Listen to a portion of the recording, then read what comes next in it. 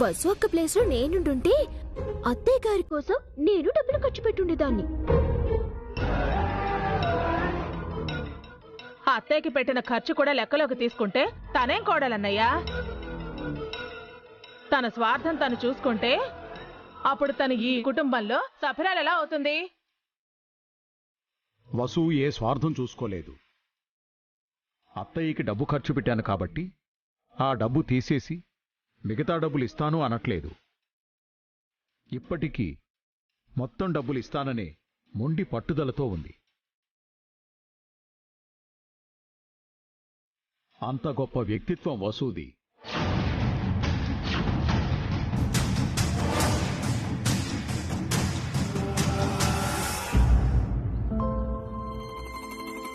స్వామి, నీ మీదే భారం వేశాను. ఎంత కష్టమైనా పడతాను. గడువులోపు మిగతా డబ్బులు సంపాదించేలా ఆశీర్వదించు. నన్ను గెలిపించు. ఎక్స్క్యూజ్ మీ, ఎవరు? జయంతి మేడం గారు ఉన్నారా సార్? మా అమ్మే, చెప్పండి. మేడం గారు డిజైన్ చేయమని శారీ ఇచ్చారు.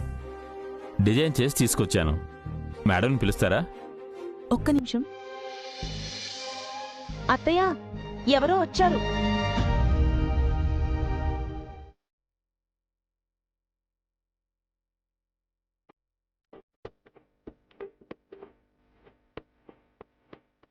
నమస్తే మేడం, మీ శారీకి డిజైన్ చేసి తీసుకొచ్చాం, ఒకసారి చూడండి.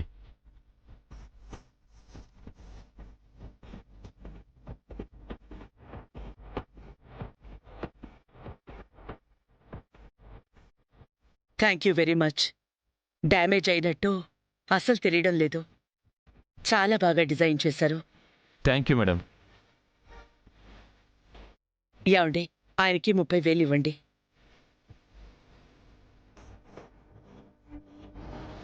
Thank you sir.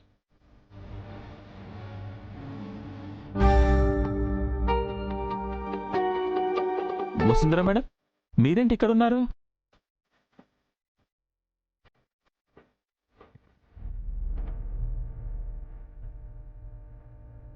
మీరు? నేను మేడం, మొన్న ఆన్లైన్లో మీ ఫోన్ నెంబర్ చూసి శారీ డిజైన్ చేయమని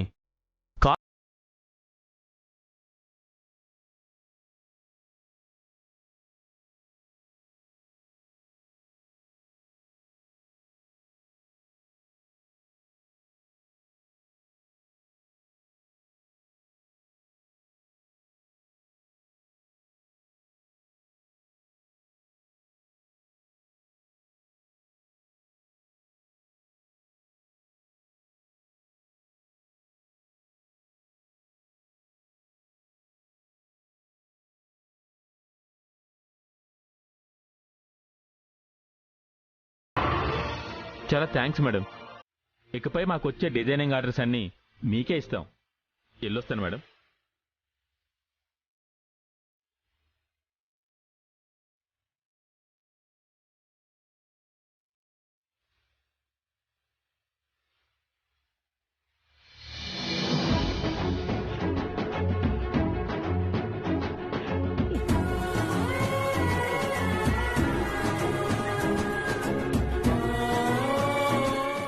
మమ్మీ, టైం అవుతుంది. నానమ్మకి డబ్బులివ్వు.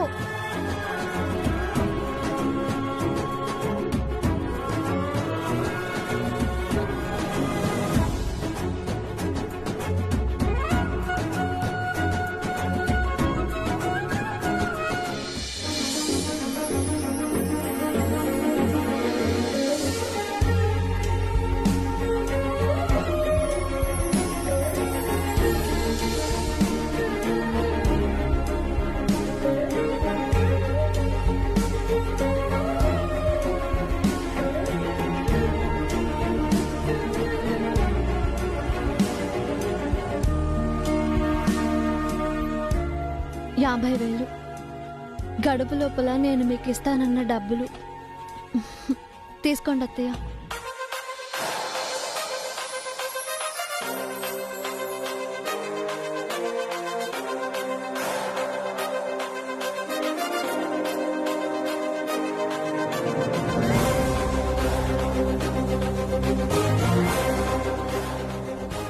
గెలిచానని చెప్పట్లేదు. మీరే నన్ను గెలిపించారు అత్తయ్య.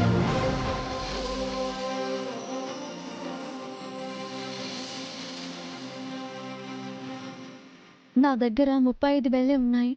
మిగతా 15,000 మీరిచ్చినవే. నేను కష్టపడి వేసిన డిజైన్కి బహుమతిగా 15,000 ఇచ్చి నన్ను ఆదుకొని గెలిపించారు. మీ మేలు ఈ జన్మలో మర్చిపోలేనత్తయ్య.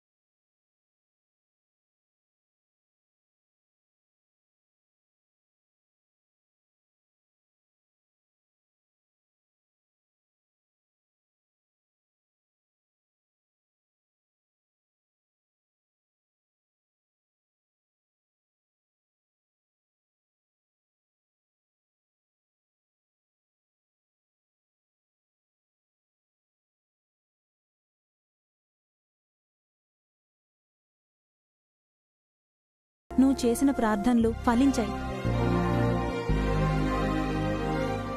కంగ్రాట్స్ అమ్మా. నీ కృషి, నీ పట్టుదలే నిన్ను గెలిపించాయి. నిజంగా నువ్వు నీ తోటి ఆడవాళ్ళకి ఇన్స్పిరేషన్ అమ్మా. కంగ్రాచులేషన్స్ వదినా. Very proud of you.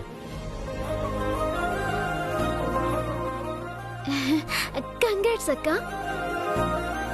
మా వదిన వల్లే నువ్వు గెలిచావు, అది గుర్తు పెట్టుకో అమ్మా.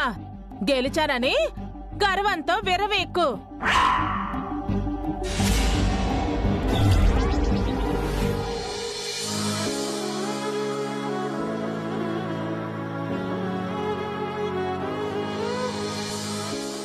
కంగ్రాచులేషన్స్ అండి. మీరు సాధిస్తారన్న నమ్మకం ఉండేది.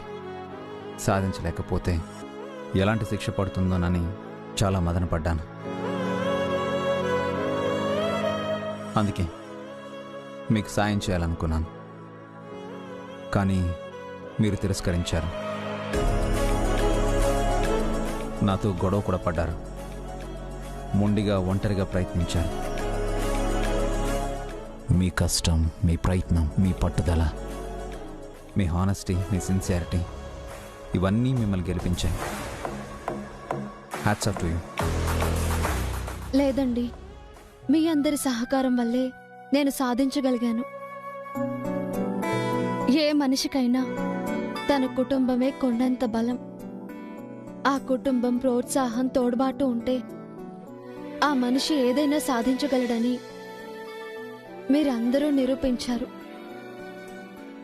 అందరికీ కృతజ్ఞతలు తెలుపుకుంటున్నాను.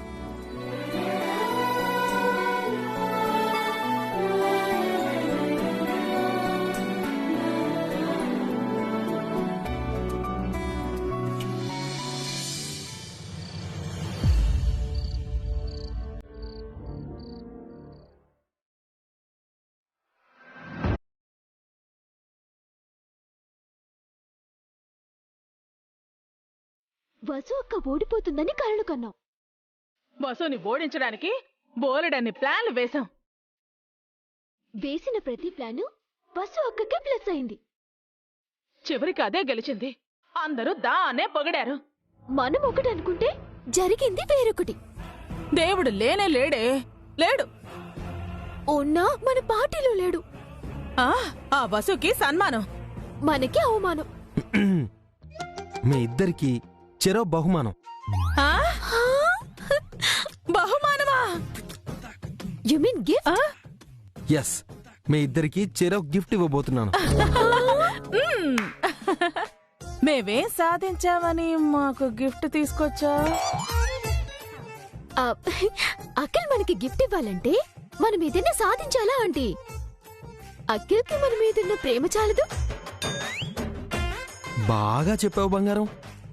మీరంటే నాకు పిచ్చి ప్రేమ. మరి అంత ప్రేమ ఉంటే డబ్బుల కోసం నా రింగు తీసుకున్నావేంటి? అబ్బా ఆంటీ, అఖిల్ జోక్ చేసుంటాడు. ఆ చిన్న రింగుకి బదులు పెద్ద రింగ్ తెచ్చుంటారు కదా అఖిల్? అవును, పెద్ద గిఫ్ట్ తెచ్చాను. చెప్పనా ఆంటీ, అఖిల్కి మనమంటే లవ్. అఖిల్, నాకేం తెచ్చావు? నీకు చాలా పెద్ద గిఫ్ట్ తెచ్చాను. తులమో 2 తులాలో కాదు, ఏకంగా 1/2 కిలో బరువుండే బహుమతులు తెచ్చాను. 1/2 కిలోనా? త్వరగా బహుమానం చూడాలనుంది చిన్నోడా. ఓకే, ఇద్దరు కళ్ళు మూసుకుని చేతులు చాచండి.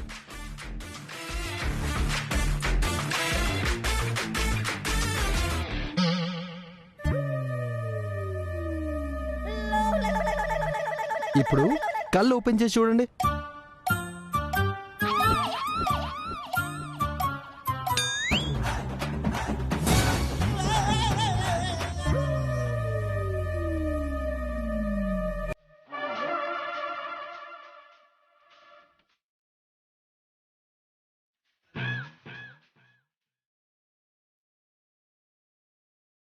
ఏంటి అఖిల్ ఇవి?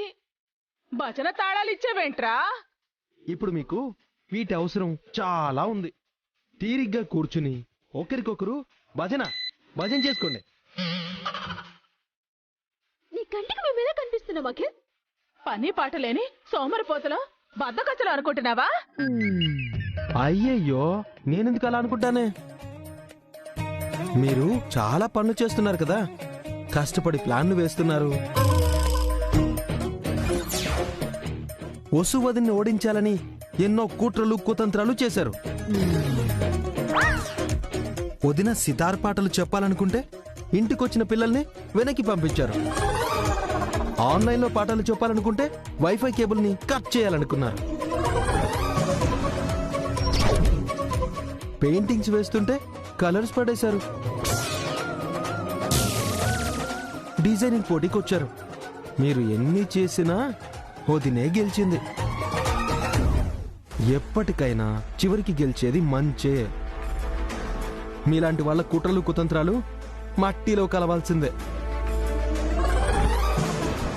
మీరు మారతారని ఇదంతా చెప్పట్లేదు. మీలాంటి వాళ్ళు ఎప్పటికీ మారరు. అందుకే తాళాలు ఇచ్చాను. భజన చేసుకోండి, బాగా చేసుకోండి. ఓకేనా?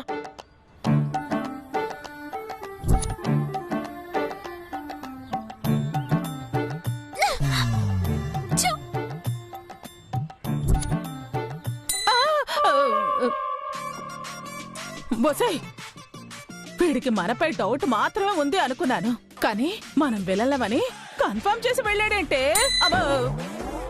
తనేమనుకుంటే మనకేంటి? మన పని మనం చేసుకుంటూ పోవడమే. ఏం పని? భజన పనా? కాదు, బసు ఒక్క సంగతి చూడాలి అంటున్నాను. ఇంకేం చూస్తామే, అది గెలిచేసింది కదా. అక్కను వెళ్ళగొట్టడానికి అదొక్క మార్గమే ఉందా? ఇంకే మార్గం లేదా? ఇంకేమైనా లేవు అంటే మళ్ళీ అది ఏదో ఒక తప్పు చేయాలి కదా. అక్క తప్పు చేయకపోతే మనమే అక్కతో తప్పు చేద్దాం. అత్తయ్య దగ్గర ఇరికించేద్దాం. బస్సు అక్కని ఇంటి నుంచి పంపించేద్దాం. బాగా ఫ్రస్ట్రేషన్ లో ఉన్నావు. ఓడిపోయిన ఫీలింగ్ అనుకుంటా. అలాగే చేద్దాం, ఆవేశపడకు. ఆలోచించి చేద్దాం.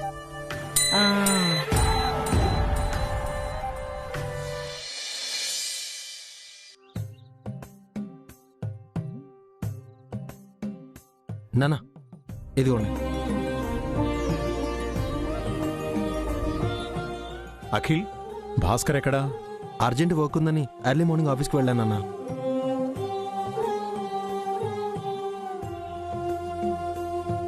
నమస్కారం అన్నయ్య గారు. నమస్కారం అమ్మా. ఎలా ఉన్నావమ్మా? బాగున్నాను అన్నయ్య గారు. కూర్చో అమ్మా. అమ్మా పావని, తులసి గారు వచ్చారు, కాఫీ తీసుకురామ్మా. అలాగే మావయ్య గారు.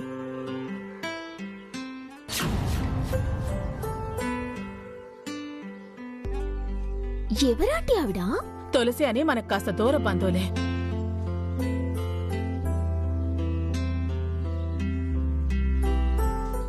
బాగున్నారా ఆంటీ? ఏం బాగోలేమ్మా, కడుపు చించుకుంటే కాళ్ళ మీద పడుతున్నట్టుంది నా పరిస్థితి. ఏమైందమ్మా? నెల క్రితం మా వాడికి పెళ్లి చేశాను కదన్నయ్య. అవును. ఆ కోడలి పిల్ల పెళ్లికి ముందు ఎవరినో ప్రేమించిందంట అన్నయ్య. ఇప్పుడు వాడికి రోజు ఫోన్లు చేస్తూ మా వాడిని టార్చర్ పెడుతుంది. ఎవరు తులసి ఆ పనికి బాలింది? వాణ్ణెబడినో ప్రేమించి మీ వాణ్ణి పెళ్లి చేసుకుని ఇప్పుడు మళ్ళీ వాడితో మాట్లాడటమేంటి?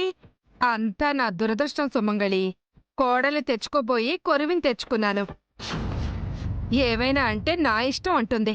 గట్టిగా మాట్లాడితే గృహహింస కేసు పెట్టి కుటుంబం మొత్తాన్ని జైల్లో పెట్టిస్తానని బెదిరిస్తోంది.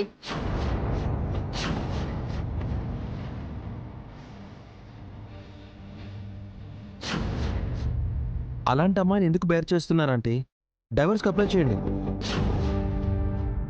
అవునండి, అలాంటి అమ్మాయితో వేగడం చాలా కష్టం. విడాకులు తీసుకుని విడిపోవటమే మంచిది. అందుకే వచ్చానమ్మా. అన్నయ్య, మీకు తెలిసిన మంచి లాయర్ ఉంటే చెప్పండి. దాని గోల పడలేకపోతున్నాను. బయట తెలిస్తే పరువు పోతుంది. తొందరపడకండి ఆంటీ. కోర్టుకు వెళ్ళినా పరువు పోతుంది. ఈ సమస్యకి పరిష్కారం విడాకులు కాదు. అవునమ్మా, ఒకసారి ఆ అమ్మాయిని పిలిపించు, నేను మాట్లాడతాను. అలాగే అన్నయ్య.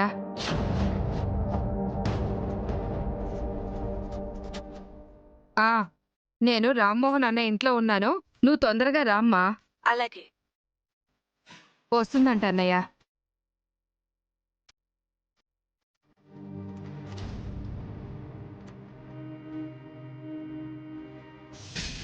ఏంటి, నా గురించి ఊరంతా చాటింపేస్తున్నారా?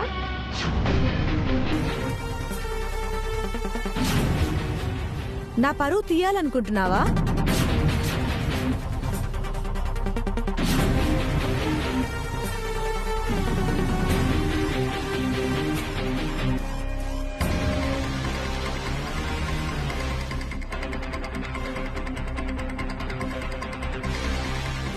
నాకు తనంటే ఇష్టం.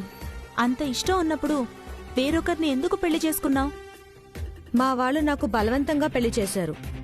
అప్పుడు పెళ్లికి ముందే నీ ప్రేమ విషయం వీళ్ళతో చెప్పాల్సింది కదమ్మా. ప్రేమ విషయం దాచిపెట్టి పెళ్లి చేసుకోవడం తప్పు కదా. పెళ్ళయ్యాక అతనితో కాంటాక్ట్లో ఉంటూ అత్తింటి వారిని ఇబ్బంది పెట్టడం, మానసిక క్షోభని కలిగించడం, బెదిరించడం మంచిదా చెప్పు? నా ఇష్టం అంకుల్. నేను ప్రేమించడం తప్పు కాదు. నాకు బలవంతంగా వేరే వాళ్లతో పెళ్లి చేయడం తప్పు. అందుకే పెళ్లికి ముందు నేనే విషయం చెప్పలేదు. నా పుట్టింటి వాళ్ళు ఎలాగో నా మాట వినలేదు. అత్తింటి వాళ్ళు కూడా వినకపోతే అన్నంత పని చేస్తాను. Shut up!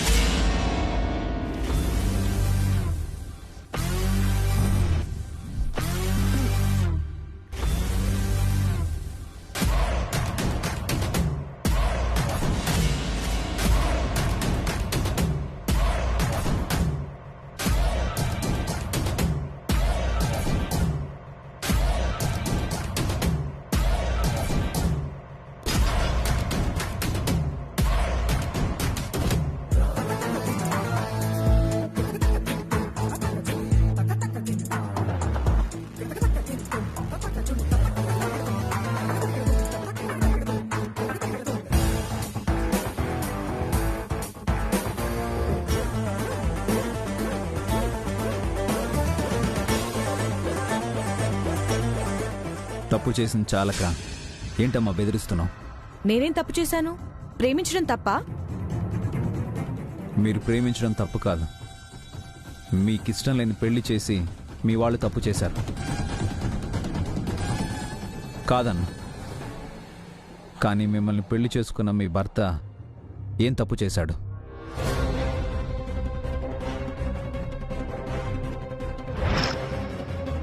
పెళ్లికి ముందే మీ జీవితంలో మరొకరున్నారని మీరు అతనితో చెప్పారా? మీ వాళ్ళు బలవంతంగా పెళ్లి చేశారని మీరు కూడా మౌనంగా తాళి కట్టించుకుంటే ఎలా? అంత పెద్ద నిజాన్ని దాచిపెట్టి పెళ్లి చేసుకోవడం తప్పు కదా?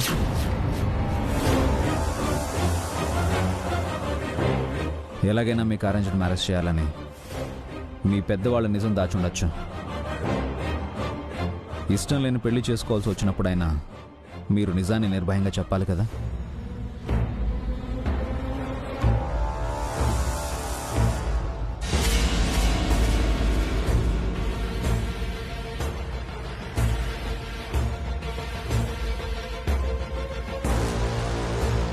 తన పెద్దవాళ్ళు చెప్పొద్దని బెదిరించారేమో. పెద్దవాళ్ళని కాదని తను నిజం ఎలా చెప్తుందబి? అలాంటప్పుడు ఆ ప్రేమను మర్చిపోవాలతే. మళ్ళీ లవర్తో మాట్లాడుతూ భర్తకు ద్రోహం చేయకూడదు. అసలు నిజం దాయడమే పెద్ద ద్రోహం, మోసం.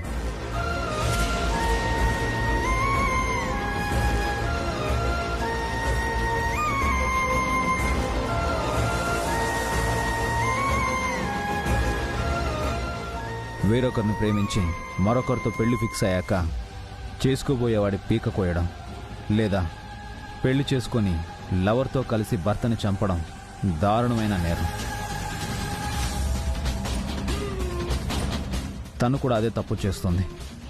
కట్టుకున్న భర్తని, అత్తింటి వారిని మానసికంగా చంపేస్తుంది. ఇది కూడా హత్యతో సమానమే అత్తయ్య.